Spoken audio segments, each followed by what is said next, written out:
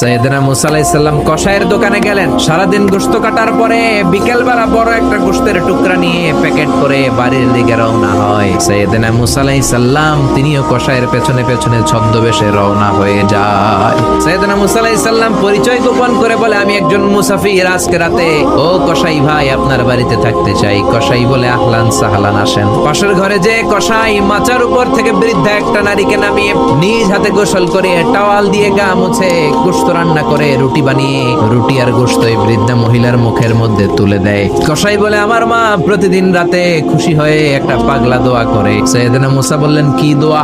খুশি হওয়ার পরে চোখের পানি ছেড়ে দিয়ে হাত তুলে বলে, আল্লাহ আমি আমার ছেলের উপর অনেক সন্তুষ্ট। শুনেছি এই জামানার বনি ইসরায়েলের সবচেয়ে বড় পয়গম্বর, তার নাম নাকি মুসা কালিমুল্লাহ। আমি তোমার কাছে দোয়া করে গেলাম, আমার ছেলের তুমি ওই মুসা নবীর সাথে জান্নাতে ঢুকাইয়া দিবা।